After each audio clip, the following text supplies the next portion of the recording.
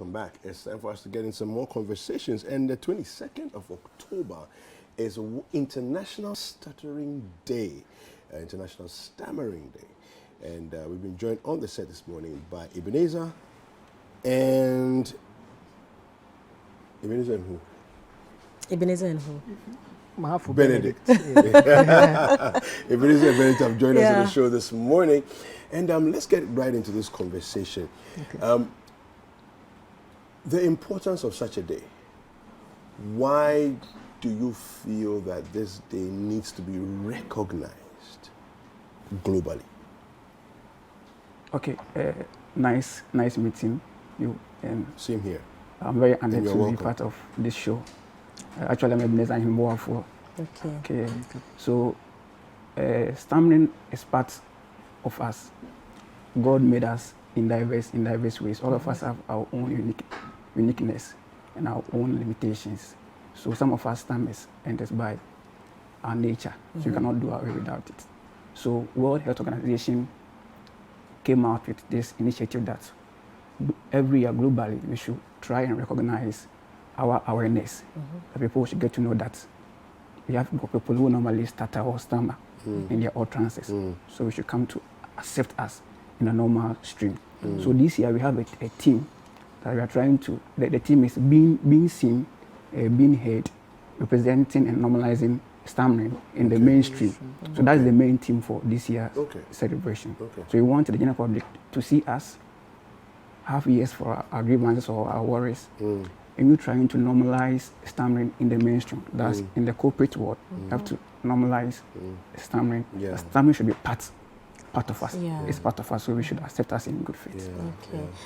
I think it's such an important conversation to have, you know, because I think a lot of the times, and for me growing up, one of the things I think I realized was that there's a lot of mockery, you know, that goes on for anybody or anyone who we feel is not like us, you know, and yet you are like me. Exactly. So but you know one funny thing, when I was young, I wanted to stammer. I don't know why. So sometimes it would come like that? I do not stammer, but I liked it. Oh, actually? Oh, really? So, I don't know. So sometimes when I'm speaking, I want to like stammer. And my mom was like, I think it also happened to me in secondary school. No, what you're saying actually happened to me in secondary school at all. Yeah, because I had a couple of friends who started, you know, when they spoke. And it almost seemed like it was something that I would want to do, almost like a style. So not everybody, you know, it's ridicule. It's people on the ridiculing side. And some of us look at it and some of us find it attractive. You know. But anyway, what are some of the challenges that you have?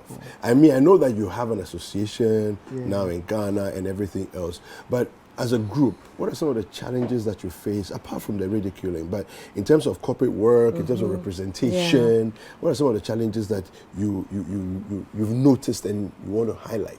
Okay, so let me start from my personal experience. I was born a stammer from a very poor family.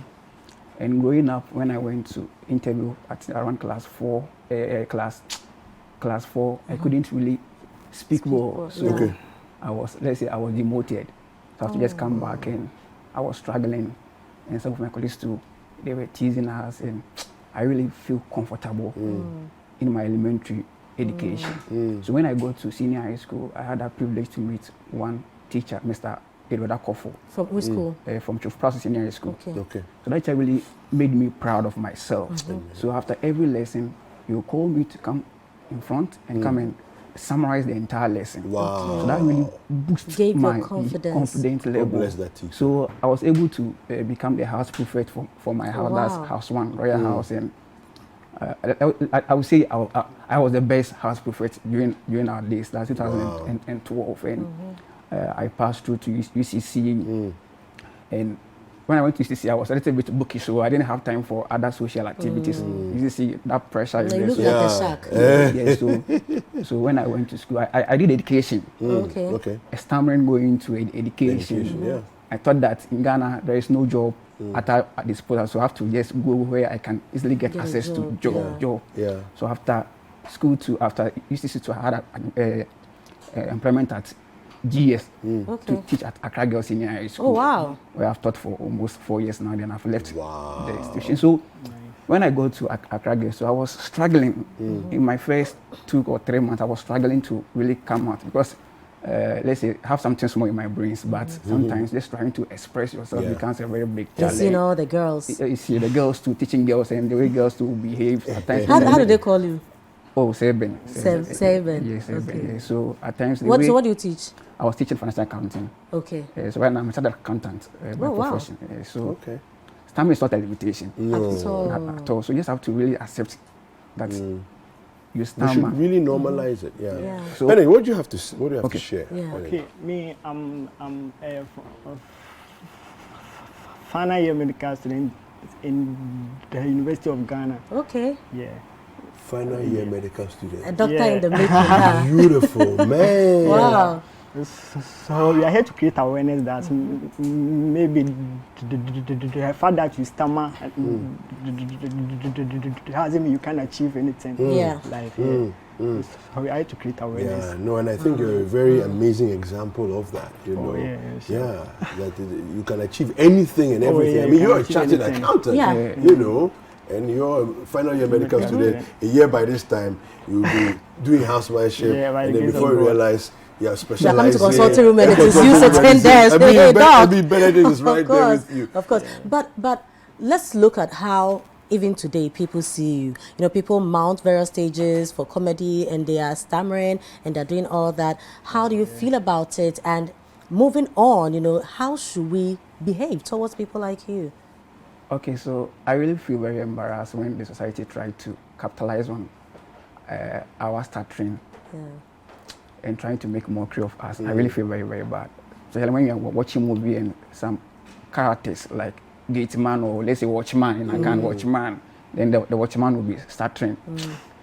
When you watch that movie, I really feel very I want you to smash that television because what they are trying to do that depicts the real nature of us, and it's very, very bad. So we want to make the media, especially the media, to be aware of our existence and make the public know that we have unique features that people should like your dimple.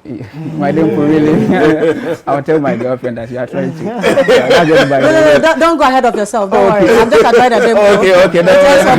Don't worry. So we want the public to get to really understand that and really accept us. Even in the corporate world, at times with my boss, I even have 1 or 2 issues with him because at times he doesn't want me to really express myself the way I don't want because I'm on air. So employers and let's say managers should really have ears for us. At times the way we may try to really express ourselves, we may not really get it out, but just keep calm. Give us time to really express ourselves. I don't really like to talk under tension, but I've really adapted ways and means to really. I think tension is something you don't want because when at times it comes out. And when I get annoyed too, so don't get annoyed. Sorry. So I'll learn how to. Right now I'm on my personal therapy, just trying to do my best to. If I don't tell that stammer, you never know. But I'm really trying to adopt one or 2 ways that can really help me because I really suffered during my elementary years. So let's just find out quickly before you leave us. So if there are people who are watching who either stutter or they have family members that stutter, can they join the association? Where are you? How can they reach you? Do you have any social media link where you meet? Just give us a sense of. Okay, so I'm the financial chairman for Ghana Stammering Association. Okay. So once I even give my number out, the public can really get in touch with. So we have the Ghana Stammering Association was formed or created in the year 2013 by 3 people. One is a stammer, and one is a speech therapist, another one too is. So we have directors and we have leaders that steer our affairs. So we normally meet online once a month, just trying to educate ourselves. So we have our handles on Facebook, Instagram, IG. That's Ghana Stammering Association. When you go to Facebook right now and type it, you get to know. So you can like our page and follow our Stammering Association, especially GSA for here. So you can get to know much about us and you can get in touch. So if you're watching us and you have that, let's say, you're having that condition of trying to really express yourself, our doors are widely open. If you have a ward who really needs assistance, just get in touch with us and we can help you. Your dream will be crystallized. Super. Fantastic. All right. So Ebenezer Ahim he's the Ahim Boafo. Yeah. I'm a fancy, yet to be precise. Ahim Boafo, okay. He's the treasurer of the Ghana Stammering Association. And Benedict Marfo is a member of the association. He's actually a final year medical student, University of Ghana. Well, let's take a look at our entertainment highlights. We'll come back and the show goes on.